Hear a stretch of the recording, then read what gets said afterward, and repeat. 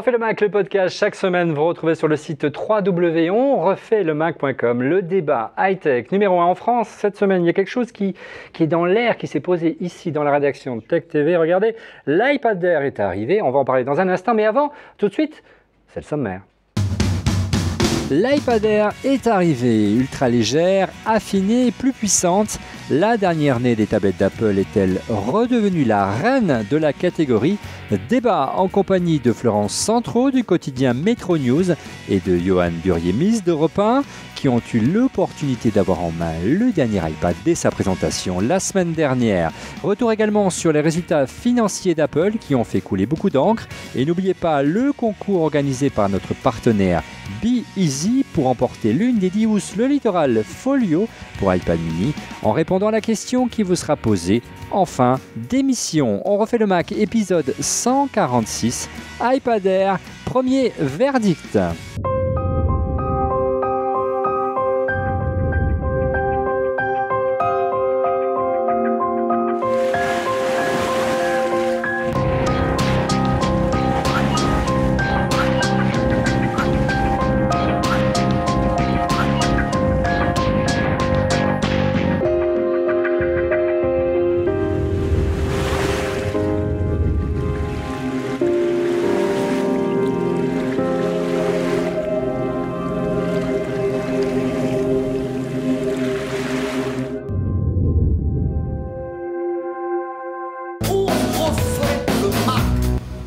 Et surtout, n'oubliez pas de répondre en fin d'émission à la question qui vous sera posée pour emporter l'une des 10 housses offertes par notre partenaire Busy. Soyez attentifs, la réponse vous sera donnée durant cette émission avec comme chroniqueur, ou plutôt comme chroniqueuse cette semaine dans la régie de Tech TV, Fanny Bouton de fannyparty.com et de melty.fr. Bonjour Fanny. Bonjour Olivier, ça va? Bon, ça va très bien. Autre chroniqueur récurrent dans Refait le Mac, c'est bien sûr de Monsieur X, cet ancien responsable d'Apple qui avance, visage masqué. Bonjour Monsieur X. Bonsoir Olivier, Monsieur X il est grognon parce que Monsieur X il n'a pas d'internet chez lui depuis un mois. J'espère qu'il va te venger ce soir. Ça va être mon coup de gueule et ça va parler de numéricable. Ouais, oh là là.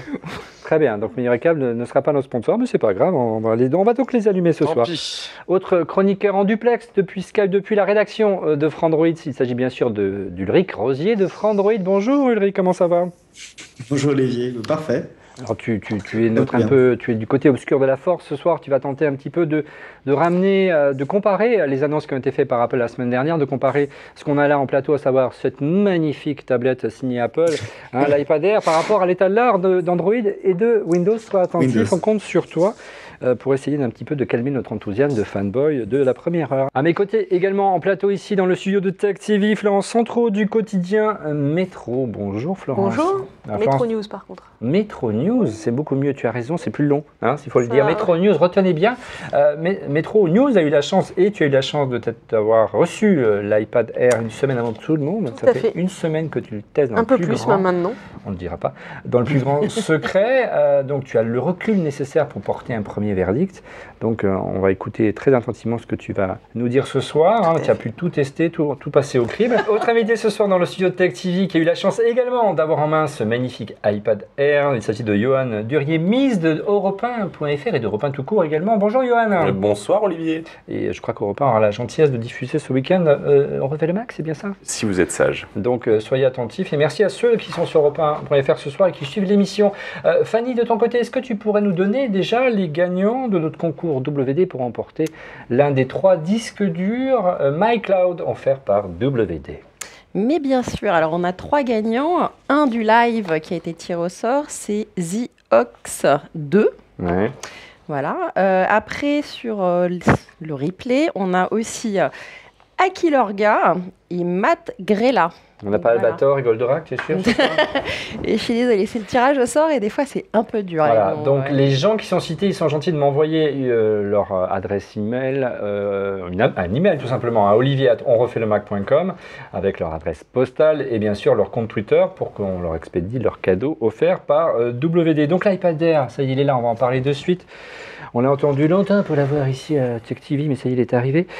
Donc ça fait une semaine que tu l'as en main. Lorsqu'on le prend pour la première fois poids en main, ce qui frappe Florence, c'est évidemment son poids. R, c'est pour léger. Ça, c'est vraiment une belle avancée de cet iPad Air. Ouais, c'est vraiment le truc qui marque le plus, même plus que la finesse, parce qu'il a été affiné.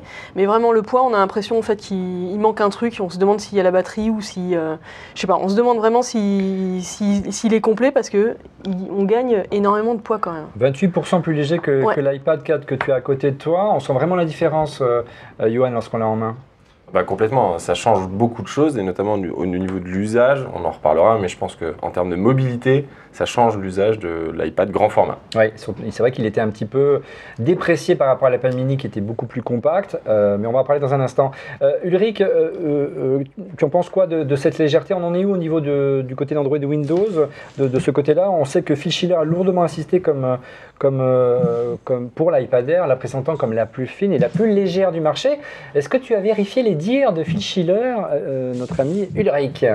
Effectivement, c'est mince. On a la Samsung Galaxy Note 10.1 édition 2014. Le nom est assez long. Celle-ci, elle fait 7,9 mm et elle est en plastique. Oui, donc le plastique, c'est vrai qu'il a tendance à alléger. Là, on reste dans des matières entre guillemets nobles avec de l'aluminium. Tu parlais, Johan, un instant du fait que la légèreté, c'est important parce qu'elle redonne un intérêt à cette machine par rapport à l'iPad mini. Moi, personnellement, j'avais un peu délaissé l'iPad grand format par rapport à l'iPad mini parce qu'il était tout simplement plus léger. Est-ce que là, aujourd'hui, on va privilégier le grand format par rapport à l'iPad mini? C'est encore une fois une question d'usage, mais c'est vrai qu'on avait tendance, quand il y avait les deux machines à disposition, d'avoir une version plus sédentaire, l'iPad grand format, et l'iPad mini qui se glisse tellement facilement dans un sac, dans une pochette, qu'on avait tendance à l'emmener partout, malgré le fait que jusqu'ici, il n'y avait pas encore de Retina. Ouais, ça peut être un vrai boost pour Apple pour essayer de redynamiser les ventes de l'iPad aujourd'hui, le fait qu'on ait retrouvé la légèreté et qu'on puisse vraiment l'apporter partout, parce qu'avant, ce n'était pas forcément évident. Je trouve que ça fait vraiment la différence, et même en usage, moi je l'ai utilisé chez moi, même pour lire le soir par exemple, ou pour jouer, au bout d'un moment, ça commençait à être un peu lourd avec l'iPad 4. Et là, je la tiens d'une main et on tient beaucoup plus longtemps comme ça, sans ressentir vraiment de fatigue. Ouais. Donc c'est vraiment pas mal. Après, est-ce qu'on va la sortir plus souvent? Je pense que oui. Est-ce que si on a les deux à la place un mini et celui-là, est-ce qu'on sort autant? Je pense pas quand même, parce que ça prend toujours un tout petit peu plus de place, quoi. Mais c'est vraiment bien. Alors pour pouvoir arriver à cette Olivier, j'avais oublié de parler de la Sony Xperia Tablet Z, qui est moins épaisse. Elle fait 6,9 mm et qui est un petit peu plus lourde. Elle fait 495 grammes, mais côté finition, Sony est vraiment pas mal. Oui, effectivement. Là, on est dans des matériaux également avec Sony. Pour arriver à ce form factor, à cette légèreté, à cette finesse, apparemment Apple a adopté les mêmes recettes que pour l'iPad mini. Le design est quasiment le même, c'est un copier-coller de l'iPad mini. Ouais. On a retrouvé des bords un peu plus biseautés, de manière un petit peu plus franche qu'avant.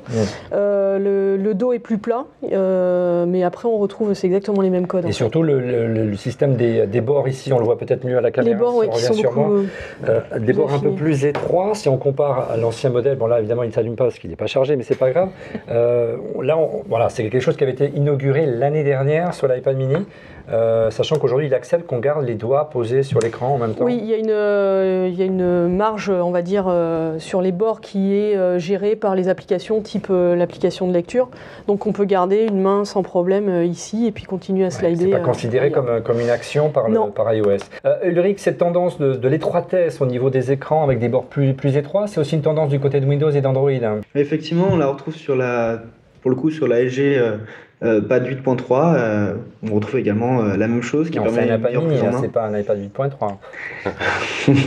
Non, c'est un LG. Pas de polémique, mais c'est vrai, ça ressemble beaucoup quand même. Côté finition, ils sont presque au niveau d'Apple. Ouais.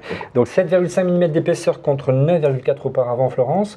Ils ont gagné beaucoup de place, notamment, et les responsables d'Apple l'ont souligné en réduisant les bords, mais en réduisant aussi l'épaisseur de la batterie, moins 25%. Ouais. Est-ce qu'il faut s'attendre à une autonomie qui soit beaucoup moins importante? Donc tu l'as utilisé pendant plusieurs jours. Oui. Quelle est ton expérience, ton retour d'expérience? Pour moi, l'autonomie est identique. J'ai pas ressenti de baisse, en tout cas certainement pas 25%. Et pour moi, c'est à peu près identique. J'ai pas fait par rapport à l'iPad 4. Voilà, exactement. J'ai pas fait un test hyper précis en labo ou quoi que ce soit, mais le ressenti est bon.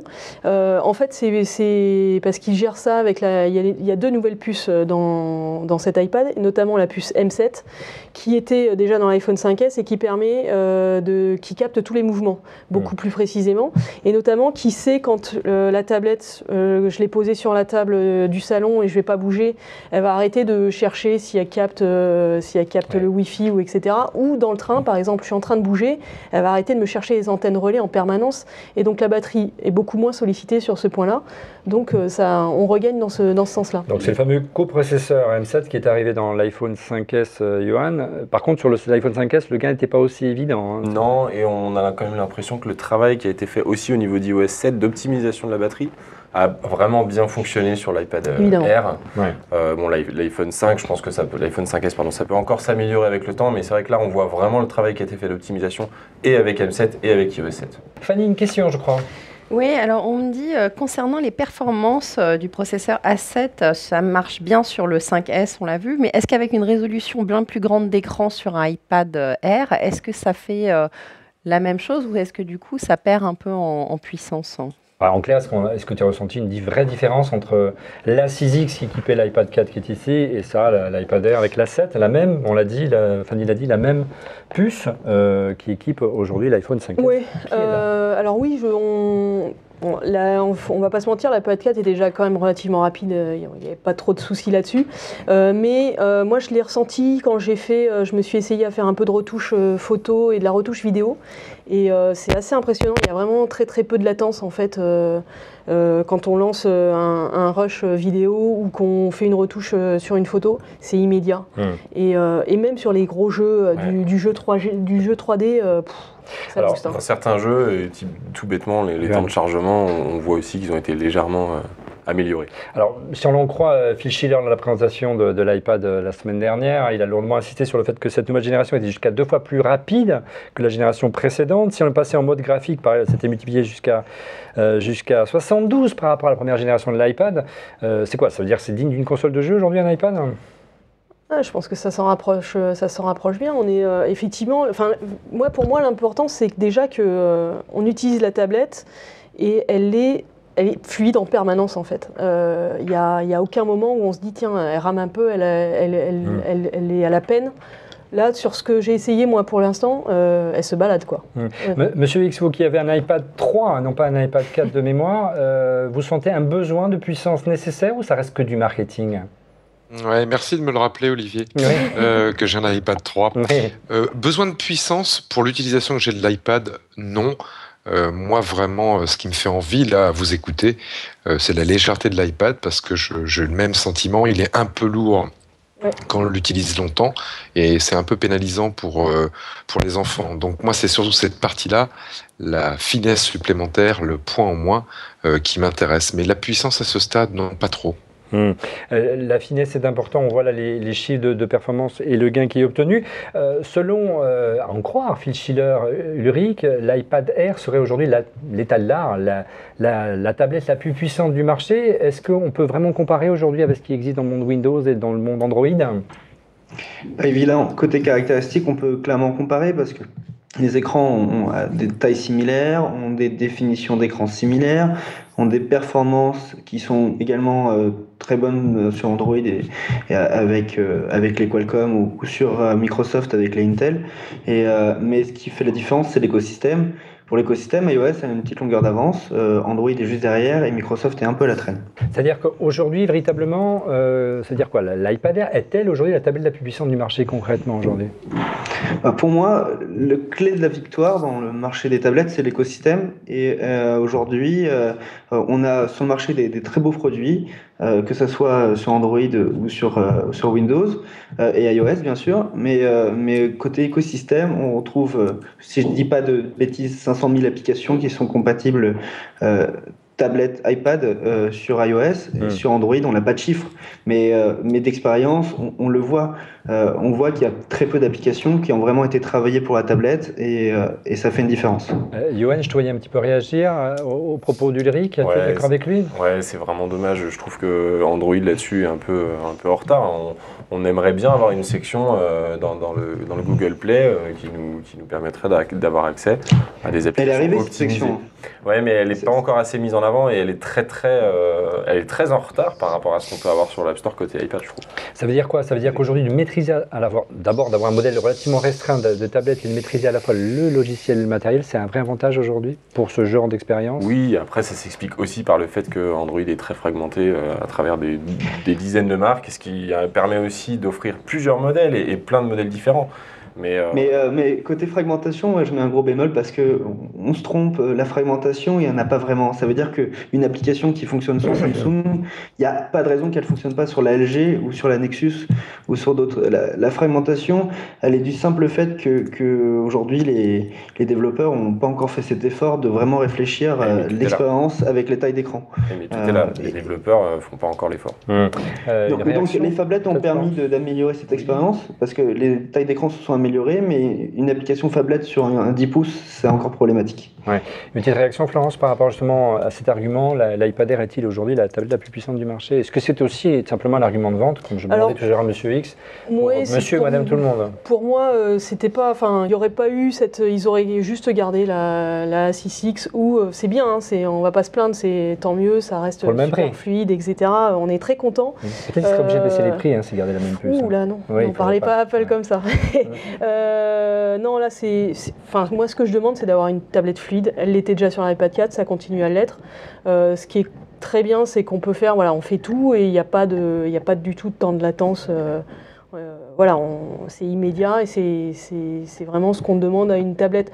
Moi, après, la puissance de la puce, à l'usage. On n'est pas avec un PC x86. C'est pas une console, c'est pas un PC Alienware ou je ne sais quoi. Et voilà. Fanny, est-ce qu'on a des questions du côté de Twitter? Oui, alors une petite question de Sébastien Fischer qui demande si les haut-parleurs intégrés sont stéréo. Alors, est-ce que les haut-parleurs de l'iPad Air sont stéréo? Donc on le montrera. Effectivement, ici il y a 2 haut-parleurs maintenant. Voilà. C'était déjà le cas dans l'iPad mini. C'est le même design. Exactement. Est-ce qu'on peut vraiment appeler ça de la stéréo? Alors, est-ce que c'est la révolution? Non, parce que vu l'épaisseur, l'intégration, ça reste le minimum en termes audio, mais ça fait le boulot. Ouais. Donc on a fait stéréo, mais il faut le mettre sur le nez pour vraiment avoir l'effet de spatialisation. On en est où du côté de l'audio? Tiens, du côté de Frandroid, du côté de Windows. On sait que du côté des téléphones, HTC avait fait très fort avec Dr Beats notamment. Qu'est-ce qu'il en est du côté des tablettes? Côté tablette, sur Android, on a par exemple la Galaxy Note qui a été c'est aussi le cas chez Arcos, mettre des enceintes à droite et à gauche de l'écran quand on le tient en mode paysage. Et donc là, on a un vrai son stéréo.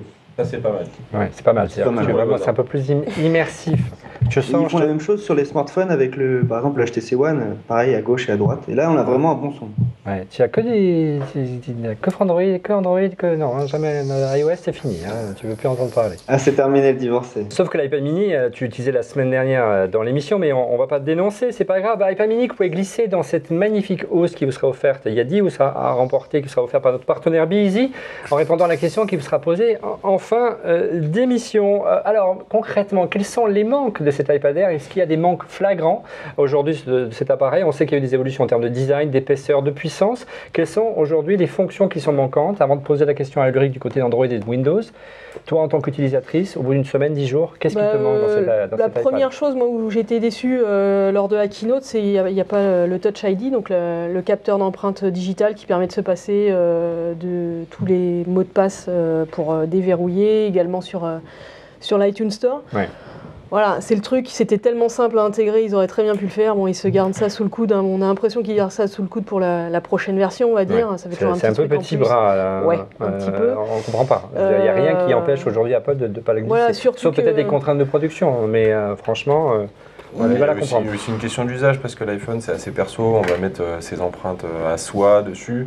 À côté de ça, la tablette elle va peut-être être, surtout le grand format, elle va être un peu plus familial. Il y a 5 empreintes, on peut. Ouais, mais je trouve que ça se justifie moins pour une tablette que pour un iPhone. Ouais, quoi. Alors en attendant, moi je voudrais quand même intervenir. Fanny. Régulièrement, je suis sur mon iPad ou mon iPad mini et justement, je pose le doigt et j'attends que ça se déverrouille. Tu peux attendre longtemps. 2 secondes, C'est vrai que ça m'est voilà. arrivé. Je me dis, Oui, zut, ça ne marche pas. Et puis à l'inverse, et là je me tourne vers Monsieur X parce qu'il n'a plus d'iPad puisque c'est ses enfants qui l'utilisent au quotidien, c'est peut-être un moyen aussi, c'est un objet familial l'iPad aujourd'hui, même si Apple voudrait refiler un iPad à chacun des membres de la famille, peut-être que le Touch ID permettrait d'avoir des profils d'utilisateurs différents et donc d'attribuer des applications, des contrôles parentaux.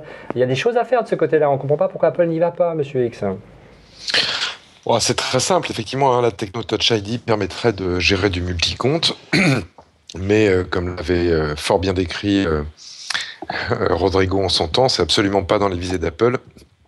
Apple veut vendre un iPad pour chaque membre de la famille. Voilà, très clairement. Donc ils ne feront jamais le multicompte. Et le Touch ID, lui, au-delà du déverrouillage de votre iPhone, et puis potentiellement un jour du déverrouillage d'un futur iPad, permet dans la tête d'Apple, par exemple, d'avoir accès aux fonctions d'achat d'iTunes plus facilement, donc de développer le commerce de leur côté. Mais surtout pas de permettre un accès multicompte, alors qu'ils ont tout pour le faire. C'est une question de stratégie marketing très très claire. Un iPad pour tout le monde, acheter et reacheter. Oui. Voilà un point qu'Android a réussi à développer. Sur lequel Il y a une vraie valeur à ajouter d'Android là-dessus, effectivement, par la gestion du multicompte. Mais du temps où tu étais au sein d'Apple, Monsieur X, il y avait déjà cette volonté de gagner du temps, justement, de ne pas tout proposer d'un coup, parce qu'on savait qu'on avait la possibilité d'offrir une valeur ajoutée pour la génération suivante. Tu l'as vécu, ça, toi, en interne ? Alors, oui, absolument. C'est-à-dire que quand tu es dans ce qu'on appelle une amélioration de fonctionnalité d'une génération à une autre, ou ce qu'on appelle l'innovation incrémentale, là, dans notre jargon marketing, de temps en temps, tu vas, mettre des nouvelles fonctionnalités dans la génération suivante, en réfléchissant un petit peu, et puis en disant, tiens, je vais mettre ci, je vais mettre ça, puis je garde cette nouvelle techno sous le coude pour alimenter la prochaine génération. Donc oui, c'est vrai. Maintenant, on ne peut pas accuser, je pense, Apple de ça avec Touch ID. Il faut quand même revenir 2 mois en arrière, avant le lancement de l'iPhone 5S. Bon, c'est la première fois que dans un produit grand public diffusé à des millions, bientôt des dizaines de millions d'exemplaires, la sécurité de base, l'accès au produit, est fait par une empreinte digitale. Il n'y a pas d'autres exemples. D'accord ? Donc il y avait quand même si la techno est extrêmement bien faite, un doute légitime pour Apple de se dire, est-ce que ça va être accepté ? Est-ce que tester à des millions d'exemplaires, ça va marcher ? Imagine qu'Apple se soit planté avec Touch ID et qu'il soit en ce moment en train de refaire le firmware de l'iPhone, en train de faire iOS 7 pour corriger Touch ID, que ça soit un scandale et qu'il lance un iPad avec Touch ID. Il serait 2 fois dans la mouise. Donc là, c'est pas une question de réserver cette techno pour plus tard, pour les questions marketing. Je pense que c'est des questions de prudence, de le tester, de le rendre totalement robuste sur l'iPhone avant de le mettre sur l'iPad. C'est diviser les risques pour mieux les gérer. Oui, mais à l'inverse, Monsieur X, ils prennent un autre risque, c'est qu'à partir du moment où le Touch ID arrive, ça inspire d'autres constructeurs et qu'ils se fassent copier et que lorsque la prochaine génération d'iPad arrive avec le Touch ID, la plupart de ses concurrents soient également équipés.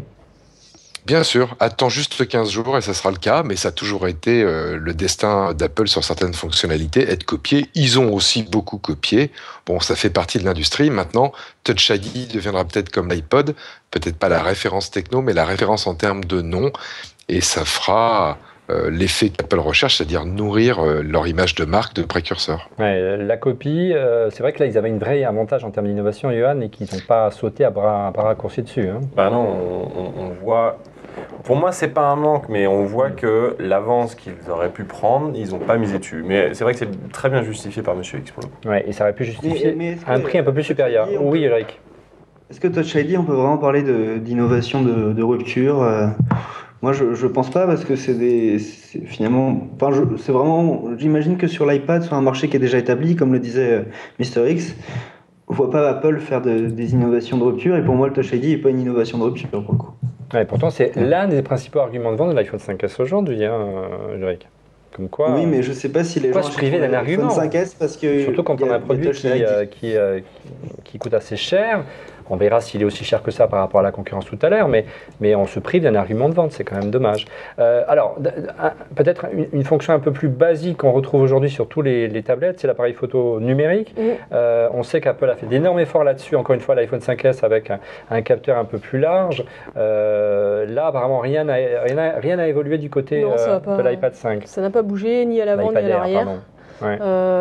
Rien de... Voilà, là, ils sont restés sur le statu quo. Ils n'ont pas changé de capteur, ils n'ont pas agrandi la surface de 15%. Non, il n'y a toujours pas de flash comme il peut y avoir sur un iPhone 5S ou autre. Moi, je trouve que c'est une bonne nouvelle. Ça va peut-être éviter de prendre des photos en public ou pendant les concerts. Moi, je trouve que c'est une super bonne nouvelle. Pas possible. Ouais. Et il continuera à le faire. Alors, ça veut dire quoi? Ça veut dire que l'usage de l'appareil photo ne se développe pas sur les tablettes aujourd'hui, concrètement? Chez la concurrence, que ce soit Android ou Windows, on a des capteurs qui sont très proches de ceux qu'on trouve dans les smartphones. On a par exemple la dernière tablette Lumia qui intègre un capteur. Donc, c'est-à-dire que les constructeurs d'Android jouent le jeu, donc suivent la croissance et la concurrence qu'on a suivie sur les téléphones en les intégrant leurs capteurs dans leurs tablettes. Mais est-ce qu'on utilise vraiment ces capteurs dans un usage quotidien pour faire de la tablette? Surtout que la plupart de l'usage des tablettes, c'est en intérieur. On sait que c'est pas tellement en extérieur. Donc l'appareil. Je sais pas. Sur les tablettes 10 pouces, effectivement, on est sur des tablettes que j'appelle transportables, c'est-à-dire que c'est des tablettes qu'on va utiliser dans les foyers. Et là, effectivement, on peut réfléchir, mais en même temps, quand on regarde son smartphone, une bonne partie de ses photos, on les fait dans son foyer, lors de réunions de famille, etc. Donc, j'ai envie de dire, si un constructeur est bon dans les capteurs photos sur les smartphones, il n'a aucune raison d'être mauvais sur les tablettes. Bon, pour la Lumia 2520, c'est un peu particulier. La marque de fabrique de Nokia dans les smartphones, c'était notamment la très bonne qualité de ces capteurs photos. On les voyait mal mettre un capteur à 3 millions de pixels sur leur tablette. Donc aujourd'hui, la référence en termes d'appareils photo sur tablette, c'est la Nokia? En termes d'appareils Nokia et Sony pour moi. La Sony, oui. La Sony est très bonne. Un fabricant d'appareils photo, je suis arrivé, un autre qui s'est associé avec Carl Zeiss, c'est ça? Carl Zeiss. Notamment. Très bien. Autre innovation sur laquelle a beaucoup insisté Apple lors de la présentation, c'était le Wi-Fi. Une évolution, pas de révolution, Florence. Oui, on n'est pas passé sur la nouvelle norme, le nouveau standard AC du Wi-Fi, mais ils ont quand même ils ont mis le système MIMO qui permet, donc c'est double antenne en fait, et qui permet d'avoir un débit qui est supérieur. Alors annoncé comme doublé, après ça, il faut voir. Quoi qu'il arrive, c'est un petit plus. Tu l'as vraiment ressenti concrètement, parce que c'est vrai qu'il y a tellement de box ADSL qui n'ont pas forcément les mêmes normes, donc c'est difficile de vraiment de se faire une idée. Est-ce que tu l'as ressenti une réactivité supplémentaire? Oui, voilà, j'ai mis très simplement, j'ai mis les deux iPads l'un côté de l'autre, j'ai lancé la même fenêtre internet et voilà, et ça se charge un petit peu plus vite. Alors est-ce que c'est une révolution? Non. C'est toujours un petit peu mieux d'avoir un tout petit peu de temps de latente sur le chargement d'une page internet en moins, quoi. Donc c'est plutôt bien. Ils auraient pu aller jusqu'à prendre le standard AC, ça aurait été bien. La dernière génération qui équipe les Mac notamment. Surtout que ça aurait permis le développement de pas mal d'autres secteurs qui travaillent avec du AC et qui pour l'instant, il y en a plein qui attendent de passer les bornes Wi-Fi en AC parce qu'il n'y a pas assez de matériel compatible. Bon, on va attendre encore. Alors, la grande déception concernant l'arrivée de cet iPad, le grand manque pour Monsieur X, c'est qu'il n'y avait pas de version Gold. Au grand désespoir de Rafi Jaharian, le VP Gold d'Apple, qu'on a aperçu dans la parodie de Conan O'Brien sur TBS. Ça vous a valu, Monsieur X, un échange musclé, je crois, sur Twitter. Vous pouvez nous rappeler les faits?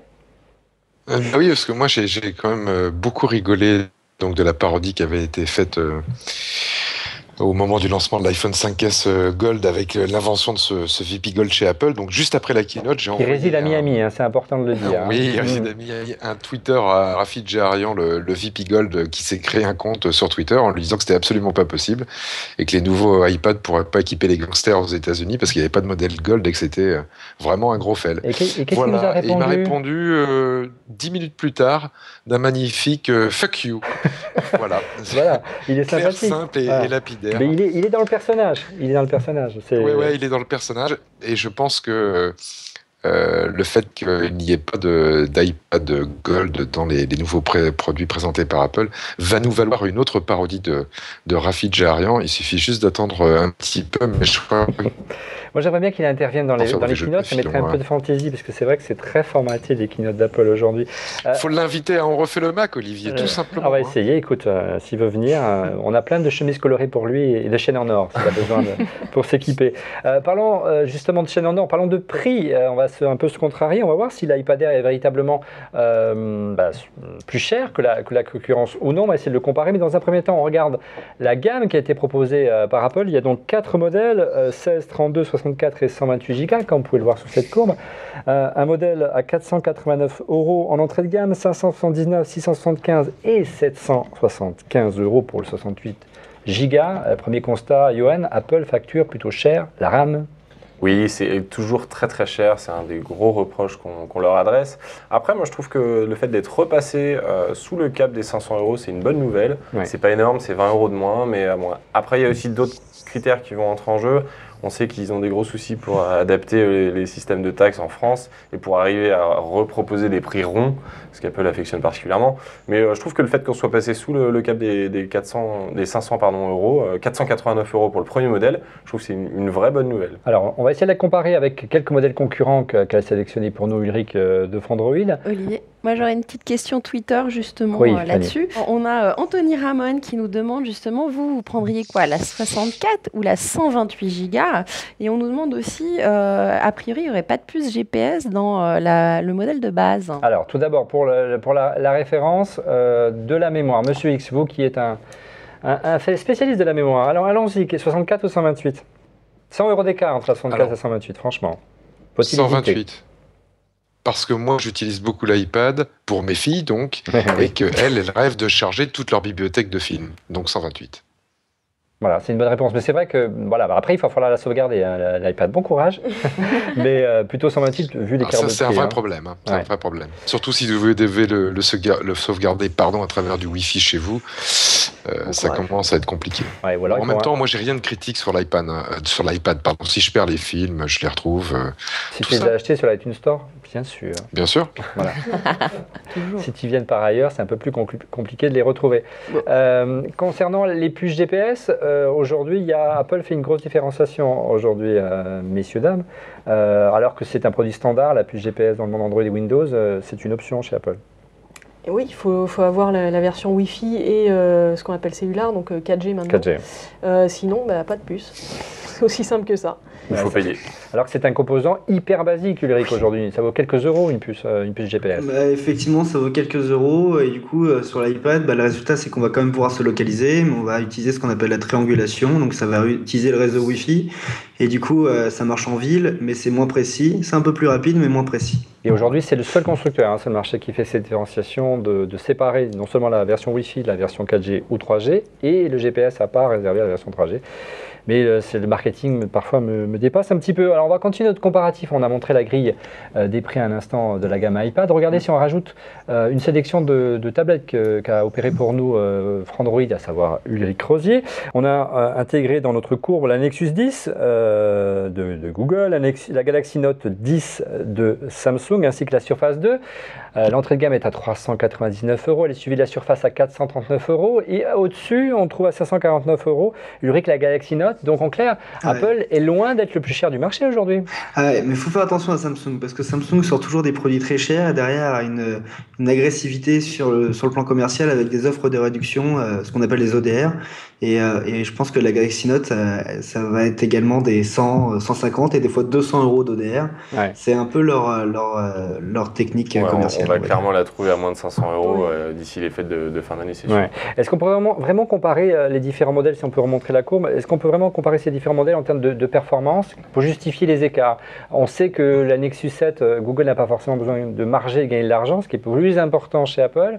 Par contre, la Surface est plutôt bien positionnée, surtout que la Surface elle est à 32 Go, alors que l'iPad est à 16 Go. Ouais, alors il y a deux choses à préciser. La première, il ne faut pas oublier la place que prend l'OS dans cette mémoire, dans ce stockage. Windows gros problème, RT. gros mensonge de Microsoft et de Windows sur la surface.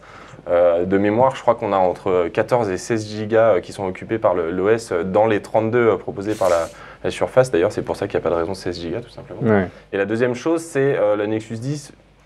Mon petit doigt me dit qu'il pourrait y avoir une nouvelle version dans quelques jours et Avant quelques même semaines, que donc ce ça pourrait peut-être podcast soit bouger. publié, Ça pourrait peut-être bouger dans les jours qui viennent. Ouais. Et ce qui est intéressant, c'est que la Nexus 10 a 1 an et elle tient encore la comparaison. Ouais. Comment est perçue justement l'arrivée comme ça de Google sous sa propre marque par les fabricants de tablettes Android Ulrich? Est-ce qu'ils n'ont pas l'impression qu'ils sont en train de tuer le marché en cassant les prix? Non, mais sur le marché Android, on est clairement dans un marché qui est beaucoup plus libre qu'Apple. Là, c'est le coup. Qu'est-ce que tu veux dire par libre? Donc, Microsoft, ça veut dire que c'est une compétition assez féroce. Google, avec la Nexus, je ne pense pas qu'ils en vendent des milliers. La Nexus 10, pour le coup, elle a été très discrète. Mais la Nexus 10 a mis en place, c'était une tablette de référence qui a mis en place dans l'écosystème des... Voilà ce qu'il faut faire. C'est l'exemple que donne Google concrètement, Ulrich. C'est ça, assez différents fabricants. Tablette de référence, la Nexus 10. Mais ils fixent aussi le prix de référence, qui peut parfois les embêter s'ils veulent marger un peu plus, tu crois pas? C'est là où je vous posais ma question. On est dans un marché avec plusieurs acteurs, un marché qui est plus libre et ça fait du bien, ça dynamise le marché. Et pour le moment, l'année dernière, on avait peur que ça tue le marché et ça l'a encore plus dynamisé. Donc pour le moment, c'est gagnant, j'ai envie de dire, comme stratégie. Fanny, une petite question, je crois. Alors pour conclure sur le iPad Pro, on a Sébastien 11 qui dit l'arrivée de l'iPad Air. Est-ce que ça n'annoncerait pas l'arrivée d'un futur iPad Pro l'an prochain, comme on l'a pu voir avec la gamme Mac? C'est plutôt une question pour Monsieur X, non? Alors Monsieur X, on a vu des rumeurs qui se sont multipliées ces derniers mois sur l'arrivée peut-être d'un iPad, même voire carrément grand format. Vous y croyez à 12 ou 13 pouces, qui serait donc un concurrent du MacBook Air? Vous y croyez à cette théorie-là? Plus professionnel peut-être dans son positionnement, comme l'est aujourd'hui Windows. Non, absolument pas. J'aurais tendance à dire client professionnel, fuyez Apple. D'accord. Bon, ce n'est absolument pas, et plus surtout un focus pour Apple de servir des clients professionnels. Donc sur un produit grand public comme l'iPad, penser à une segmentation professionnelle, non, c'est juste une hérésie dans la pensée marketing d'Apple aujourd'hui. Voilà. Le monde professionnel chez Apple, il reste quoi? Le nouveau Mac Pro dont on a parlé la semaine dernière, et c'est à peu près tout. Après, il y a les portables pour un usage quotidien, voilà. Mais c'est pas forcément dédié à un usage particulier, quoi. Voilà. Oui, mais le produit, il est caméléon. Il peut être utilisé autant par un professionnel que quelqu'un dans le grand public qui aime se faire plaisir et avoir, entre guillemets, un gros moteur. Donc non, un focus spécifique là-dessus, sur le marché des professionnels, avec plus de puissance, des fonctionnalités différentes. Pourquoi pas Microsoft Office, pendant qu'on y est? Non, ça n'intéresse pas Apple. En tous les cas, de mon point de vue. Tu y crois, toi, concrètement Moi, je pense qu'ils y réfléchissent forcément. On voit que iOS 7 et Mavericks, la dernière version, se rejoignent. On voit de plus en plus de similitudes. On va arriver à un moment donné où Windows les deux l'a vont se fait, rejoindre. la similitude. On sait qu'Apple est plutôt réticent. Ils sont réticents pour l'instant, mais ça va arriver. Le fait que Maverick soit passé gratuit. Voilà, exactement. Le fait que Maverick s'est rentré dans l'histoire en devenant gratuit, c'est un indice aussi. Ça ne veut pas dire que ce sera l'année prochaine. Ça ne veut pas dire que l'année prochaine, on aura un iPad 12 pouces 2. C'est juste qu'à mon avis, ils y pensent et ils sont encore en train de rechercher comment rejoindre ces deux univers. Et ça pourrait éventuellement passer par un iPad plus grand et peut-être des accessoires qui transformeraient l'iPad en véritable outil professionnel pour les professionnels. Du côté d'Android et de Windows notamment, on est à l'affût du marché des professionnels, Ulrich. Effectivement, c'est surtout le cas chez Microsoft. On retrouve une multitude de formats. On appelle ça des 2 en 1, des hybrides, etc. Des formats compacts. C'est des écrans de toutes les tailles et tous les écrans sont tactiles. Microsoft est vraiment en train d'expérimenter avec tout son écosystème tous ces usages. Et je pense qu'Apple est en train de regarder de très près les chiffres. Et si il y a un marché qui est intéressant, Apple sera obligé de se mettre dans ce marché. Et donc on retrouvera sûrement suivre la tendance. Des formats hybrides, peut-être des Mac tactiles, etc. Enfin, j'en sais rien, mais ils seront obligés. Ouais. Autre surprise de l'annonce qui est restée aux côtés de ce magnifique, il est vraiment très beau, cet iPad Air, c'est l'iPad d'ancienne génération, l'iPad 2 qui lui est resté au catalogue. On pensait qu'il allait passer à la trappe. Eh bien, il demeure, regardez sous cette courbe, il reste toujours au catalogue d'Apple à 389 € en 16 Go. C'est une technologie maintenant qui a 2 voire 3 ans. On ne comprend pas trop le positionnement marketing d'Apple. Qu'est-ce que vous en pensez ? C'est très étrange, c'est très cher. Moi, je trouve ça vraiment très cher pour surtout si on regarde à la concurrence, il est cher. Ce qui est surtout par rapport aux dernières générations de produits. Il y a une certaine logique dans la mesure où Apple ne fait pas, Apple ne veut pas et Apple ne fera pas à court terme des produits low cost. Donc, ils ne vont pas sortir un produit moins cher, récent, pour dire on fait du moins cher, acheter du moins cher. Ça, on l'a compris qu'ils ne voulaient pas sortir de produits. Ils ne veulent pas, ils ne feront pas. Du coup, leur logique, c'est on préfère vous proposer un produit qui a peut-être pas les dernières caractéristiques techniques du marché, ou du moins ce que nous on peut proposer, mais il est encore bien ce produit, il marche encore très bien. L'iPad 2, ça fonctionne bien. C'est quoi? C'est plutôt le marché de l'éducation qui va être adressé parce qu'ils ont besoin peut-être de rentrer dans une gamme de prix pour répondre aux appels d'offres du marché de l'éducation aujourd'hui, Florence ou Monsieur X? Éventuellement, moi je pense que c'est surtout, je pense qu'ils ont surtout pas envie d'en vendre. C'est juste, à mon avis, c'est juste un produit d'appel. On rentre dans le magasin, on est venu pour acheter un iPad pas trop cher, et puis ils nous montrent celui-là, quoi. Et puis là tu fais ah ouais d'accord, je vais mettre un petit peu plus cher, je vais acheter le dernier. 100 € de plus. Ouais, surtout que pour quelques euros de moins, on a en dessous de 300 € l'iPad mini qui était conservé au catalogue à 299 €. Et c'est vrai qu'entre le lourd iPad 2 et l'iPad mini qui est là, il n'y a pas photo. Donc on peut se demander véritablement. Enfin, c'était une vraie surprise. Le fait et puis l'iPad mini fonctionne très bien et il a encore une chouette durée de vie. Pourquoi conserver l'iPad 2 et pas le 3 ou le 4 ? Enfin voilà, pour moi, c'est pas un objectif de vente. Monsieur X, votre réaction concernant l'iPad 2 et son positionnement prix aujourd'hui, qui est quand même assez élevé. Il a été amorti quand même au fil des années.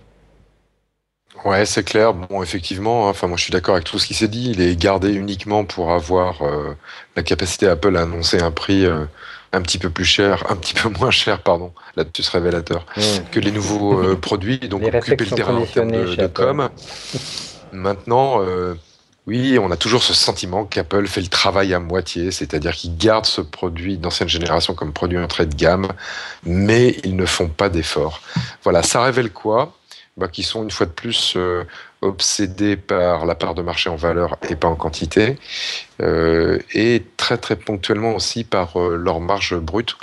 On a vu avec l'annonce des résultats lundi de cette semaine que s'il y a un endroit où Apple s'est fait chahuter par les analystes financiers, c'est pas tant sur son chiffre d'affaires qui est tout à fait énormissime, même s'il a plus vraiment la croissance qu'il avait, mais c'est sur sa marge brute, parce que la valorisation de l'action est vraiment basée là-dessus. Donc, proposer un iPad 2 d'entrée de gamme qui sera vraiment sexy en termes de prix, ça voudrait dire couper la marge brute de 40%, ce qu'elle est aujourd'hui sur l'iPad 2, à quelque chose comme 25%. C'est pas bon pour les comptes.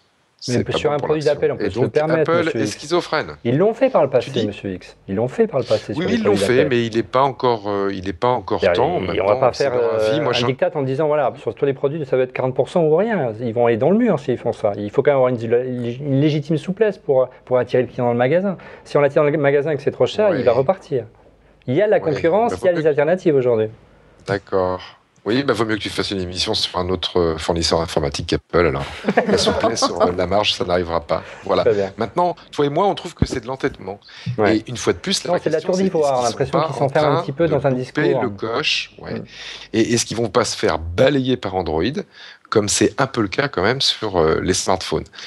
Mais ce que nous, on prend pour de l'obstination, eux le prennent pour une stratégie qui va payer sur le long terme, et on peut plutôt leur reconnaître de savoir mener leur barque. C'est plutôt vrai.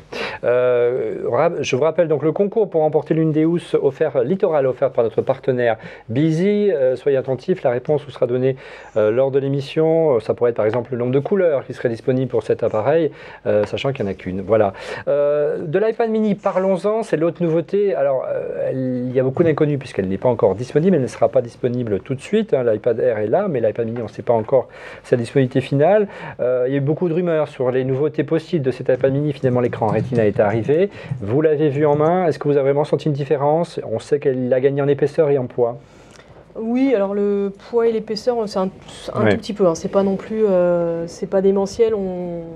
Au ressenti, c'est pas voilà. Ça se ressent pas d'usage. Ils nous l'auraient pas dit, on l'aurait pas. Est-ce que c'est vraiment indispensable sur un écran 7,9 pouces le Retina aujourd'hui? Est-ce que c'est vraiment un passage obligé pour un constructeur sur un iPad de cette taille-là par rapport à celui-ci d'offrir une résolution de 2048 par 1536 pixels, hein, c'était la résolution de l'iPad mini Retina concrètement? Moi, je trouve que oui, parce que quand on est habitué à des écrans avec une super bonne résolution et qu'on repasse à un iPad mini avec un écran moins bon, ça se voit. Notamment quand on lit, par exemple, sur des pages internet ou quand on lit un bouquin, ça bave un peu, c'est pas net. Alors après, il faut avoir une bonne vue, etc. Pour les gens qui ont... Il y en a qui s'en aperçoivent absolument pas de la différence. Ouais. Je suis d'accord. Moi, je trouve qu'il l'aurait annoncé sans Retina, ça aurait été ridicule. Voilà. C'était un passage obligé. Ouais, Ulrich, concrètement, Apple n'avait pas le choix parce que dans le monde Android ou dans le monde Windows, le Retina est devenu un quotidien, surtout quasiment tous les modèles aujourd'hui. En tout cas, dans cette format de tablette. Effectivement, c'est pas encore le cas sur Windows, mais c'est le cas sur Android. On trouve du 1080p sur toutes les tablettes. C'est du 1080p, on sait très bien, c'est pas vraiment du 1080p, mais en tout cas c'est au-dessus. Ouais. Alors on sait que le souci du Retina, lorsque le Retina est arrivé sur l'iPad 3 de mémoire chez Apple, il a fallu du temps pour que les applications, qu'un certain nombre d'applications tirent parti du Retina. Qu'en est-il du côté d'Android notamment? Est-ce qu'aujourd'hui, on sait que lorsque l'iPad 3 de mémoire est arrivé dans le monde Apple, il a fallu un certain temps pour que les applications tirent parti de la résolution Retina. Qu'en est-il de ton côté? Est-ce que les développeurs s'y sont mis aussi? Alors, sur Android, la conception des applications est très différente. On n'a pas une application, on n'a pas un écran par taille d'écran. Ou par définition d'écran, on a des applications qui vont s'adapter à la largeur de la page. Du coup, des applications qui vont par exemple être adaptées pour des écrans 1080p ou 720p sur des smartphones fonctionnent très bien sur les très grosses définitions des tablettes.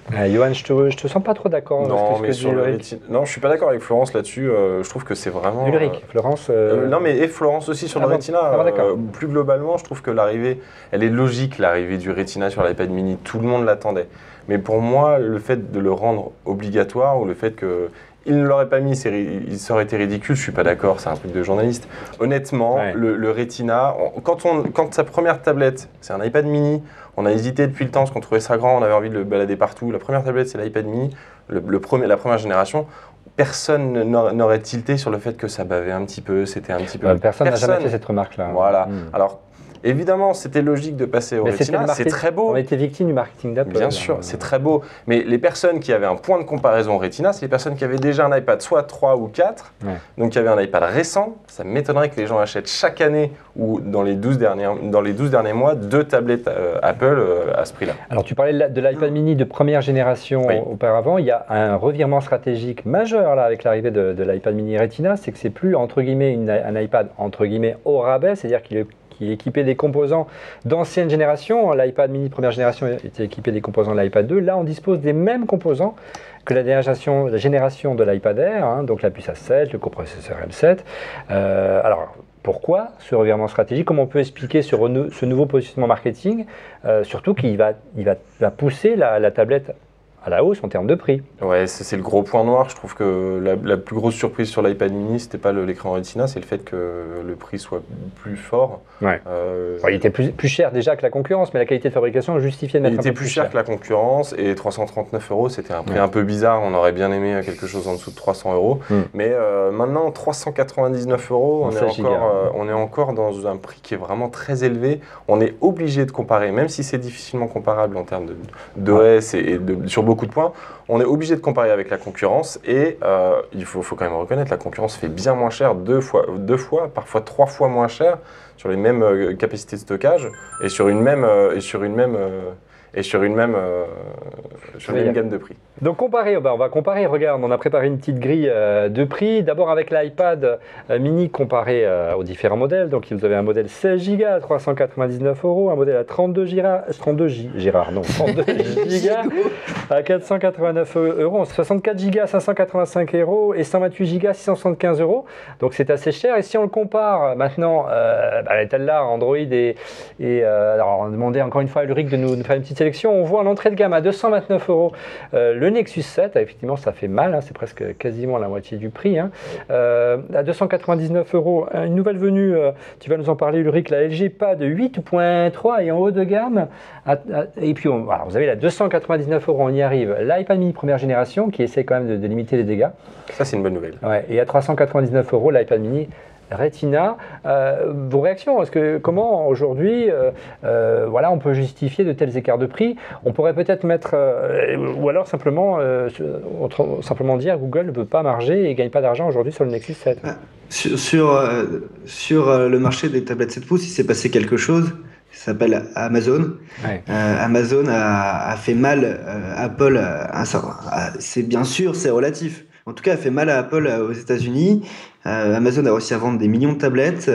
C'était le premier fabricant de tablettes à commencer à faire un peu trembler Apple, j'ai envie de dire. Et du coup, ça a fait mal au marché, ça a fait baisser les prix. Et ensuite, il y a eu l'arrivée de la Nexus avec la collaboration entre Google et Asus qui a fait encore plus mal au marché. Et du coup, Amazon n'a même pas réussi à décoller en Europe. Et pour le coup, c'est la Nexus 7 qui s'est très bien vendue. Et derrière, il y a plein de gens qui sont arrivés comme Kobo. Il y a également Asus qui a sorti toute une gamme de tablettes 7 pouces. Et c'est un marché qui fonctionne très bien. Donc, encore une fois, Tim Cook, M. X le martèle, la part de marché ne l'intéresse pas. Ce qu'il veut, lui, c'est gagner de l'argent, de la marge, on l'a bien compris, avec des produits plutôt premium. Est-ce qu'il y a aujourd'hui un marché pour des produits premium sur des tablettes où il y a un risque pour que le produit se banalise et que les gens ne soient plus forcément d'accord pour mettre un peu plus de sous concrètement, même si la qualité de fabrication et l'expérience utilisateur est supérieure? Il y a un danger quand même, monsieur X. Moi, je pense qu'il y a un vrai danger, et le danger, il vient exactement d'où Ulrich le disait, c'est-à-dire d'Amazon. Bon, on sait que la force d'Apple, c'est une fois de plus à l'intégration matérielle, logiciel et puis surtout l'écosystème. Et l'écosystème sur les tablettes, il est encore plus important que sur un ordinateur. Pourquoi ? Parce que sur les tablettes, on ne peut pas s'en servir pour facilement aller mettre ses propres films, facilement aller mettre ses propres applis, sauf à pirater, hacker la tablette. Donc, pour pouvoir utiliser une tablette, on est quand même super dépendant du magasin auquel on va se connecter pour télécharger des médias et des nouveaux jeux. Ça va être iTunes, bien sûr, pour Apple, et puis ça va être chez Amazon, les stores d'Amazon. Or, pour moi, le vrai gros concurrent valable en termes d'intégration entre une tablette et un store de médias et d'applications super puissants, c'est Amazon. Et quand on voit effectivement la Kindle Fire HDX qui vient de sortir, on se demande ce qui reste aux grandes que sont les tablettes iPad. Donc le danger, il est vraiment de là. Et à mon avis, c'est là qu'Apple souffre et c'est là qu'ils vont encore plus souffrir. Oui, surtout que Johan, Amazon n'a aucune ambition de gagner de l'argent sur la vente de la tablette. Hein. C'est la stratégie Gillette, on vous file presque gratuitement la tablette. L'objectif, c'est de vendre le contenu. Complètement. Il y a deux choses sur ce point à ajouter. La première, c'est qu'il y a même eu des rumeurs comme quoi, à un moment donné, s'ils lançaient un smartphone, ils allaient le lancer gratuitement. Donc on peut penser au même modèle pour les tablettes. Ils sont pas prêts de le faire, ils ont réfuté cette information. Pourquoi ? Parce que c'est le contenu qui les intéresse, c'est là-dessus qu'ils vont gagner de l'argent. Et l'autre point, c'est que je pense qu'il ne faut pas oublier non plus que Amazon, encore une fois, ça marche beaucoup, ce que disait Ulrich, ça marche beaucoup aux US. En Europe, c'est très relatif. Amazon, ça marche surtout beaucoup sur la boutique en ligne, très peu sur le VPC, en gros. Et il y a un petit nouveau qui va arriver au cours du mois de novembre qu'il ne faut pas oublier, je pense. Il ne va pas forcément faire de l'ombre à l'iPad mini, mais il ne faut pas l'oublier dans le paysage des tablettes, c'est Windows 8 et qui va enfin débarquer sur les petits formats en 8 pouces. Qui est absent aujourd'hui sur le 8 pouces. Et là, qui va arriver chez Toshiba, la tablette Encore, qui va être commercialisée à 329 €. Ouais. Donc il a aussi... également la Lenovo Mix 2, qui est aussi à 299 €. Ouais, donc les prix vont aller à la baisse aussi du côté de Windows, qui était plutôt positionné sur des grands écrans. Et puis pour terminer, concernant l'iPad mini, l'inconnu, on le disait en préambule, hein, on ne sait pas quand est-ce que cette tablette va arriver. Courant novembre. Ouais, on est à 2 mois de Noël. Monsieur, est-ce qu'Apple ne joue pas un peu avec le feu de sortir des tablettes aussi tard dans le calendrier par rapport au... On sait que le trimestre de Noël est un trimestre vital pour Apple. Hein. Ils ne peuvent pas se permettre de ce qui s'est passé l'année dernière avec l'iMac, qui est arrivé quasiment au mois de janvier, d'arriver avant les fêtes. Hein. Bon, alors sortir des produits tard dans le trimestre de Noël, c'est toujours un problème en termes de négociation avec la distribution en tierce partie. Par exemple, la Fnac en France. Maintenant, Apple est de moins en moins dépendant de la distribution tierce partie, comme la Fnac. Leurs premiers vendeurs, y compris en France, ce sont les Apple Store et l'Apple Store en ligne. Ouais. Deux, s'ils l'ont fait, c'est qu'ils n'ont pas eu le choix. Donc là, je ne crois pas qu'il y ait de stratégie ou de tactique. Je pense qu'ils auraient aimé le sortir plus tôt, mais qu'ils n'en ont peut-être pas été capables. Et puis le sortir. Les composants n'étaient pas forcément disponibles, c'est ça que tu veux dire. Pas assez de stock. Ouais, et puis en plus, ça aurait sans doute cannibalisé l'annonce de l'iPhone 5S et 5C, et Apple avait besoin de ce double temps là pour essayer de monopoliser la parole. Donc sincèrement, à mon avis, ils ont fait ce qu'ils ont pu en termes de je sais le fabriquer et je cannibalise pas l'annonce sur les iPhones pour le sortir là. Oui, c'est un petit peu tard. Maintenant, on a eu cette discussion. Souviens-toi, Olivier, à propos de l'iPhone, en disant ouais, c'est tard pour négocier avec la distribution. Ils vont en vendre moins que le 5, et ils en ont vendu avec l'iPhone 5S en tous les cas encore beaucoup plus que le 5. Donc on avait oublié un truc qui reste fondamental chez Apple, c'est l'attractivité de la marque auprès des consommateurs. On la sous-estime beaucoup. Ça va faire prendre, on la sous-estime, ça va faire prendre, quoi qu'il arrive, même si on est tard dans le calendrier déjà des approvisionnements, ça va faire prendre des grosses commandes à la distribution de tierce partie, parce qu'ils auraient peur qu'un client arrive et dise je veux un iPad et qu'il n'en ait pas en stock par frilosité. Donc, écoute, ça va marcher globalement. Mais il n'y a pas d'inquiétude à avoir. L'iPad Air, sincèrement, même s'il est cher, mais ça c'est Apple, est un sublime produit. Oui, on est d'accord. Concernant les ventes de l'iPad, on va être encore obligé d'être un peu négatif, parce qu'on dit qu'on est vendu Apple, donc on se fait plaisir, on va essayer d'être négatif tout le long de l'émission ce soir, comme ça on ne nous appellera pas comme étant vendu Apple.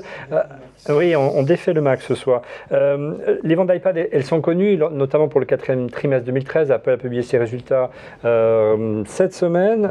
Concrètement, l'iPad ne progresse plus aussi de manière majeure qu'auparavant. Les ventes sont flat. Comment on peut expliquer ça aujourd'hui ? On voit qu'il faut quand même doper ces ventes, parce que si on le compare avec les trimestres précédents, la progression était beaucoup plus importante. On regardait les années précédentes. Si on peut le passer en gros plan, d'une année sur l'autre, entre 2010 et 2012, les ventes ont été multipliées par 3. Là, ça augmente presque de 100 000 exemplaires entre l'année dernière et cette année. La concurrence est sévère en ce moment, on est d'accord. C'est la principale explication. Pour le coup, Apple ne peut pas nier, la concurrence, elle est présente, elle est féroce. Et elle est vraiment moins chère pour le coup. La bonne surprise par contre, Johan, c'est les ventes d'iPhone. Alors là par contre, ils ont déjoué tous les pronostics. On s'attendait à quand même un début un petit peu difficile, parce que tout le monde dit que l'iPhone 5C ne se vend pas bien. Les ventes sont plutôt bonnes, plus 8,19% par rapport au trimestre de l'année dernière. Les ventes sont passées de 26,9 millions à 33,8 millions d'exemplaires. Pour le moment, Apple est dans les clous. Ouais, et puis le moins qu'on puisse dire, c'est que tout le monde a tensé l'iPhone 5 en disant qu'il ne se vendrait pas, parce que la seule chose qui changeait, c'était son écran plus grand. Il s'en est vraiment vendu des pelletés, ça marche très très bien. Et il faut aussi préciser que ce trimestre, il est un peu particulier, celui qui vient d'être annoncé, parce que les résultats ont été clos à la fin du mois de septembre. Or, l'iPhone 5S et l'iPhone 5C ont été commercialisés le 20 septembre, donc ça ne leur a laissé que 10 jours. C'est une vraie surprise, ces chiffres-là, parce que ça concerne, tu l'as dit, plutôt l'iPhone 5, l'iPhone 4S et l'iPhone 4. Donc c'est la Chine qui commence à monter un petit peu. Et le dernier trimestre de l'année devrait augure vraiment des résultats de vente vraiment exceptionnels pour l'iPhone. Ouais, surtout qu'il y a encore un relais de croissance, Florent, je crois. On a vu que Apple surperforme dans les pays asiatiques, notamment au Japon, mais qu'en Chine, il y a encore tout à faire. Tout à fait. Ça y est, ils ont réussi à rentrer au Japon, parce qu'ils ont mis beaucoup de temps, parce que les Japonais étaient plus habitués à des appareils avec clavier, par exemple, des choses comme ça. C'est le principal opérateur japonais aujourd'hui. Et puis ça y est, c'est fait. Et maintenant, il reste l'énorme marché chinois qui est encore très petit pour Apple, et qui devrait arriver. Alors ça va passer par un accord avec China Mobile, qui est numéro 1, opérateur numéro 1 là-bas. Et à partir de là, ils vont dérouler, quoi. Ça va être, ça risque d'être un relais de croissance assez énorme pour eux. Je pense que même d'ici quelques années, ça va être le marché numéro 1. Enfin, même pas d'ici quelques années, on peut même dire s'ils arrivent à signer un deal avec China Mobile dans les mois qui viennent. Ils commencent à faire des keynotes spéciales en Chine. Ils vont avoir plus 80% de croissance, rien qu'avec eux. Ils pourront faire la keynote et lancer les produits d'abord en Chine avant les États-Unis. Et c'est vrai que l'iPhone 5C, on s'attendait à ce qu'il soit moins cher, notamment pour ce marché asiatique. Et on a l'impression que le retour, pour le moment, Tout ça, ça va prendre avec des pincettes, mais pour le moment, il est pas forcément. Le marché penche pas forcément en faveur du 5C, mais plutôt en faveur du 5C. Il faut qu'il soit disponible, en fait. Voilà, il n'était pas forcément disponible partout et chez tous les opérateurs en Chine. On va voir, on aura les chiffres au fur et à mesure dans cette émission. La mauvaise nouvelle, Monsieur X, par contre, c'est les ventes de Mac qui souffrent moins 6,56%. C'est dur à dire par rapport au trimestre de l'année dernière. Elles sont passées de 4,9 à 4,6 millions. Apple aurait vendu cette année un total de 16,3 millions, soit une baisse de près de 10% cette année. C'est dur pour le Mac. Comment on peut expliquer encore une fois cette contre-performance du Mac alors que jusqu'à maintenant, depuis 2003, le Mac était en progression constante, Monsieur X? Contre-performance du Mac, il faut attendre un petit peu et puis voir sur la même période les chiffres de progression des ventes de PC. Je pense que les PC, la vente de PC au global décroît 3 fois plus vite que la vente de Mac. Donc c'est une baisse relative par rapport au PC, mais ça traduit une chose, le changement d'usage. Les gens vont vers la tablette et oui, on est déjà bien avancé dans la cannibalisation des PC au sens large, un Mac compris, par les tablettes, comme deuxième ordinateur de la maison, ça c'est sûr, voire comme premier ordinateur pour des gens qui n'ont pas un usage du PC ou du Mac productiviste. Ça c'est le premier truc, changement de monde, changement d'usage. Et puis le deuxième truc, Apple fait rien pour développer les ventes du Mac. Allô, voilà, je veux dire, ils sont super contents d'annoncer 98% de part de marché dans les PC à plus de 1000 $, mais quand déjà tous les ans, comme moi, tu dépenses 800 € dans ton nouvel iPhone, après il ne te reste pas grand-chose pour t'acheter un Mac. Donc le Mac est moins la priorité. Et comme les salaires n'augmentent pas, mon pauvre monsieur, on choisit iPhone. Alors, donc le Mac, on ne le change plus que tous les 5 ans. Et Ulrich, de ton côté, tu es d'accord avec l'analyse de Monsieur X aujourd'hui? Le Mac, certes, les ventes baissent, mais peut-être c'est aussi le cas du côté du monde Windows. Le monde Windows, il est en baisse depuis plusieurs années, comme l'a dit Mr X. Il n'y a que Lenovo qui arrive à prendre des parts de marché aujourd'hui parce qu'ils ont une stratégie très agressive. Mais ce qui se passe sur le monde de Windows, c'est que la transition vers la tablette a déjà été entamée grâce à Windows 8. Il ne se pose pas de question s'il faut migrer de l'un vers l'autre, il fusionne les deux. Allez, voilà, on a des bouleversements dans les catégories de produits. On a l'apparition, je parlais des produits 2 en 1, qu'on appelle les produits hybrides, qui sont en train de vraiment gonfler. On a également les ultrabooks qui se tassent, mais qui résistent pas mal, et qui, pareil, deviennent tactiles. Du coup, difficile vraiment de savoir si le PC va disparaître. Quelle sera la vision de demain, on sera vraiment si le PC va devenir la camionnette chère à Steve Jobs ou pas, ou va continuer à rester dans les foyers, pas simplement un objet utilitaire. Alors ce qui a vraiment fait débat cette semaine pour conclure cette émission, c'est les résultats financiers en termes de chiffre d'affaires et de bénéfices. Le chiffre d'affaires, regardez, il progresse quand même cette année de 6,16%, il passe de 36 à 37,5 milliards de $. Ça reste une troisième baisse consécutive. Et les bénéfices, elles, sont en baisse, moins 8,54%, 700 millions de $ de moins quand même, c'est pas rien. La chute atteint 11,9% sur l'année par rapport à 2012. C'est la première fois en 11 ans que le bénéfice annuel est en baisse.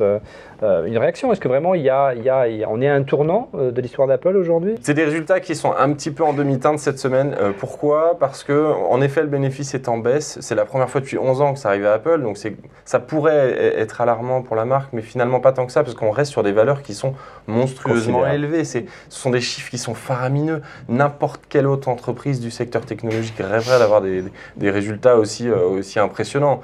Après, c'est vrai qu'il y a toujours des attentes qui sont très élevées vis-à-vis d'Apple et de la marque, et que du coup, quand les résultats sont un petit peu en demi-teinte, comme c'est le cas pour ce trimestre-là, forcément, les analyses sont un petit peu déçues. Surtout que, bon, certes, c'est la première fois que le bénéfice baisse depuis 11 ans, mais ça reste quand même l'un des plus forts bénéfices de l'histoire d'Apple. Oui, il n'y a pas de feu au lac. Enfin, voilà, il faut quand même savoir raison garder, j'ai envie de dire.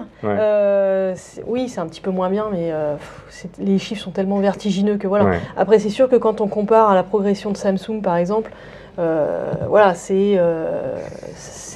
ils peuvent commencer à s'inquiéter et à se dire il va falloir quand même faire un peu gaffe. Mais honnêtement, là, ils jouent sur du velours pour l'instant encore. Ce qu'on a l'impression à l'instant T aujourd'hui, c'est que le vrai ennemi d'Apple, c'est un ennemi intérieur, c'est les actionnaires qui veulent faire des bénéfices monstrueux et c'est jamais assez. Et Google ou Amazon, ils ont bien compris qu'il fallait pas attaquer le géant sur ce terrain pour percer. Pour conclure, Monsieur X, une inquiétude particulière justement par rapport à la prise en main des actionnaires ou au contraire, il faut être patient et peut-être voir Apple arriver sur de nouveaux marchés. Elle est là la croissance, arriver sur de nouveaux marchés. Alors, je suis pas vraiment actionnaire d'Apple ou plus vraiment, donc hélas, je suis pas angoissé. Mais si, imaginons que je sois à la tête de 3000 actions Apple, non, je dormirais, mais alors vraiment très très bien. Apple, avec ses résultats, annonce encore un dividende trimestriel de $3 par action. C'est quand même hyper confort. Tim Cook a déclaré qu'il avait discuté avec cet investisseur qui s'appelle Monsieur Ican et qu'il allait se mettre d'accord avec lui et qu'il allait encore racheter pour $60 milliards supplémentaires d'actions. Ça va artificiellement gonfler le cours de l'action avec ce buyback jusqu'à $700. Et puis quand on regarde, alors Rodrigo le dira mieux que moi, les fondamentaux de l'entreprise, l'action Apple est sous-évaluée. La seule chose qui la pénalise, c'est que quand les analystes vont voir Jeff Bezos chez Amazon, il leur donne la stratégie de l'entreprise sur les 3-5 ans à venir. Donc les analystes peuvent se prononcer sur le futur. Chez Apple, les analystes ne peuvent pas se prononcer sur le futur. Ils suivent la keynote en direct avec nous. Voilà. Ils suivent la keynote et il y a vraiment une question de relation de confiance avec le CEO puisqu'ils ne communiquent pas leur roadmap et ils avaient plus confiance évidemment en Steve qu'en Tim. Mais les fondamentaux sont là, l'action est sous-évaluée, ils vont en racheter, les résultats sont exceptionnels même s'il y a une baisse ce trimestre. Moi je crois qu'il y en a encore pour un paquet de temps. Hein. En tout cas pour rassurer les actionnaires, il faudrait que peut-être qu'Apple sorte de nouveaux produits. On sait que Tim Cook a promis des lancements dans l'année qui vient, on pense à la montre connectée, on pense à la télé d'Apple chère à Cédric, on va voir, on va être comptable avec Riette en Felmac. On espère tous que Apple sorte un petit peu des sentiers battus et trouve des relais de croissance qui seront sans doute un terrain pour rassurer les actionnaires. On ne sait pas si les actionnaires vont gagner de l'argent, mais nous, on vous propose de remporter des housses tout de suite dans le concours.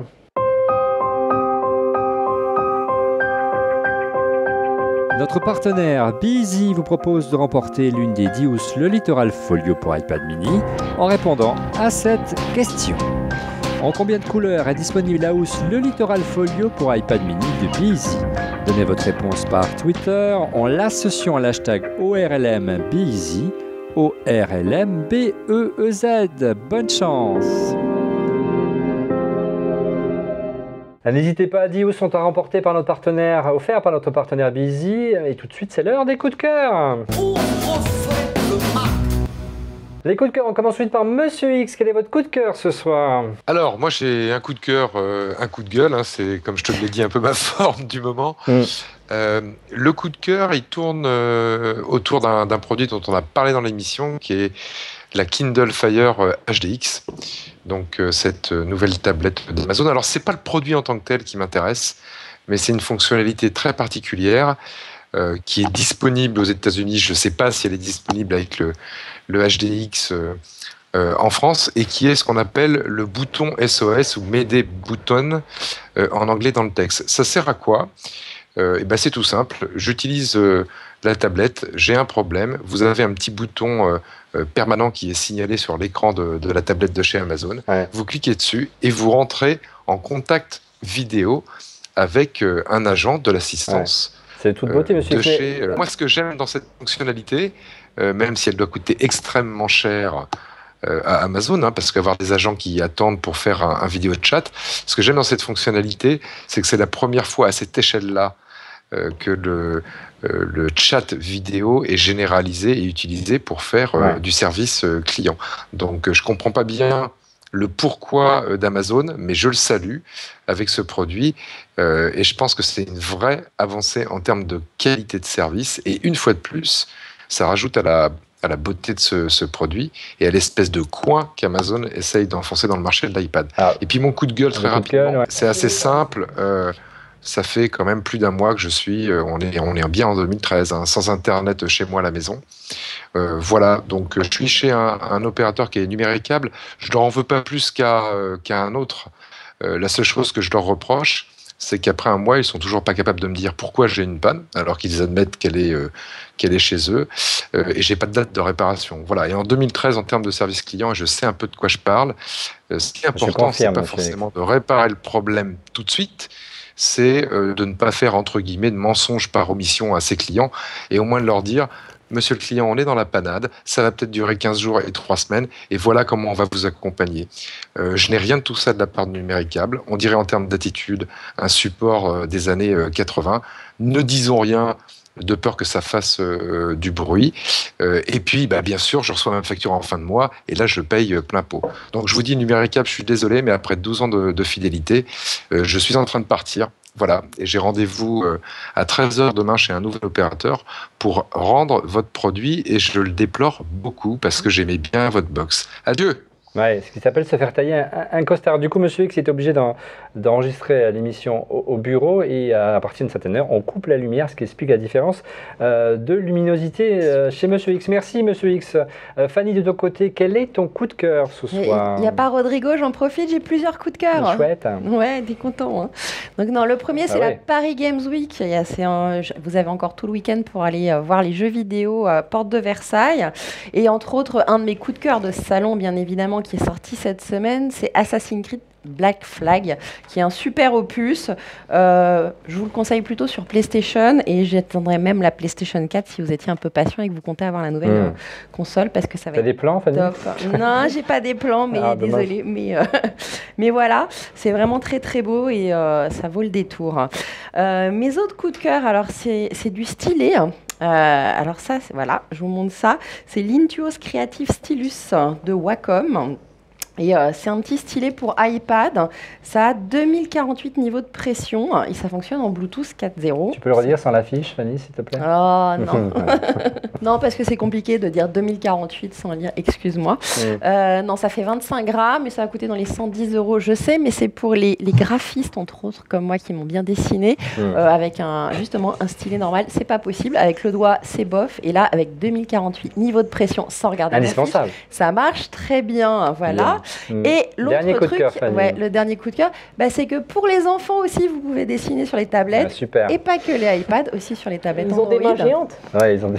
Non, regarde, il est là dans ma boîte, là, de ce côté-là. Ça coûte 20 €. C'est pour les petits, c'est vachement bien. Une chose est sûre, Fanny, si tu veux confier ton iPad à tes enfants, indispensable, penser à la housse, parce qu'au prix où sont les tablettes, en tout cas celles d'Apple, il vaut mieux les protéger. Voilà, du coup, la semaine dernière, d'ailleurs. Oui, merci Fanny. Du côté d'Ulrich, quel est ton coup de cœur ce soir? C'est un bracelet connecté. C'est pas un bracelet pour faire du sport, c'est un peu différent. C'est un bracelet qui va relier deux personnes. Donc on achète deux bracelets. On va donner le bracelet à sa moitié, par exemple. Et l'idée, c'est en particulier pour les relations à longue distance, c'est pouvoir transmettre des émotions et surtout transmettre du toucher. Il suffirait qu'il y en ait un qui caresse le bracelet pour qu'il y ait des vibrations qui soient ressenties sur l'autre bracelet. C'est un peu comme si on envoyait un petit texto, mais sans, je vois très bien, je vois très bien. Et ça s'appelle comment? Ça va coûter combien cette plaisanterie? Ça s'appelle Bond. Et par contre, il y a une deuxième fonctionnalité qui est très intéressante. C'est qu'on va pouvoir mettre le bracelet en mode partage, et là on va pouvoir partager ses émotions dans le monde entier.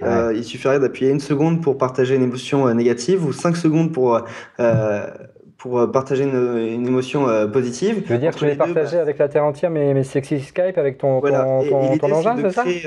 Voilà, l'idée c'est de créer une carte de chaleur émotive. Waouh! Il est chaud, c'est tout rouge, il est chaud ce soir. D'accord. Et ta femme est au courant, Ulrich?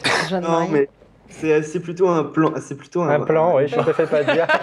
C'est un bon plan. Et ça va coûter combien ton bon plan? Non, ça va coûter à peu près 100-150 € les deux bracelets, mais c'est plutôt un outil marketing pour essayer de transmettre les émotions et essayer d'améliorer les expériences, par exemple dans des restaurants, en ayant, ou par exemple sur une application mobile, en essayant de transmettre l'émotion, la personnalité émotionnelle, l'attitude ou l'humeur. Sans besoin de taper et de transmettre manuellement ces émotions. Et moi, je vais transmettre mes émotions à Florence. Quel est ton coup de cœur, Florence, ce soir? Mon coup de cœur ce soir, c'est la nouvelle petite enceinte mobile de chez Jobon, qui s'appelle la Mini Jambox. Extra plate. Oui, elle est super petite, elle est super mignonne. Ce qui est bien, c'est qu'elle est vachement bien finie, quoi. C'est en métal, il y a plein de couleurs différentes, c'est assez joli.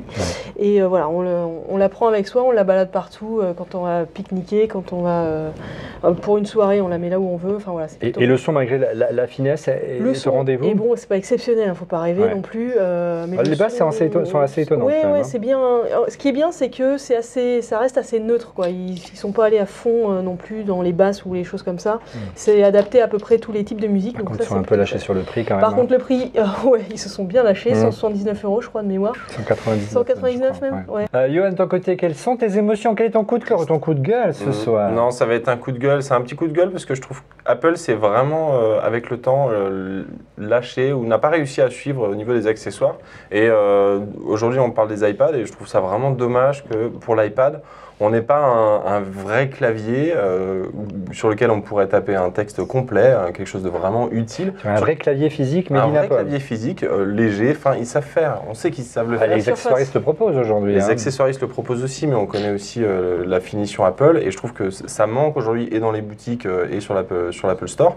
Et moi j'aimerais bien aussi un outil qui me permettrait de poser simplement mon iPad en même temps que je tape. Donc je pense à un dock sur lequel je brancherais mon iPad et je pourrais directement taper mon texte. Tu voudrais une surface en clair, c'est ça? Non, parce que c'est pas tout à fait le même usage non plus. Puis je voudrais que ça marche aussi sur mon iPad, pas sur Windows. Bon, écoute, je vais te donner le Twitter de Tim Cook et tu vas lui envoyer un petit message. Hein de mon côté, c'est une enceinte. Moi, j'aime bien le son, vous le savez. C'est la dernière enceinte de chez Sonos. C'est la Play One. C'est une enceinte Wi-Fi qui permet donc de se connecter sans fil, diffuser le son de votre Mac, votre PC, votre iPhone, votre Android, de votre Windows. C'est totalement agnostique. C'est la dernière génération d'enceinte. Elle est plus compacte. C'est une enceinte mono. Elle permet donc elle coûte un peu moins cher, 199 € quand même. Donc ça permet de faire vraiment, c'est la spécialité de la marque. Moi j'aime beaucoup de faire du multi-room, donc dans chaque pièce de la maison de mettre une enceinte, et puis surtout celle-là, elle arrive à point nommé pour s'associer avec la barre de son du constructeur, de sorte que vous ayez en arrière de votre divan, de votre couch, un magnifique retour surround avec 2 enceintes couplées. C'est du bon matos, 199 €, c'est beaucoup mieux qu'AirPlay, croyez-moi, ça s'appelle Sonos. Et un petit coup de cœur également à un service propre à Sonos qui est compatible, c'est Qobuz, on les aime bien dans cette émission. Ils viennent de mettre à jour leur application, ils viennent de revoir leur grille tarifaire qui est beaucoup plus agressive.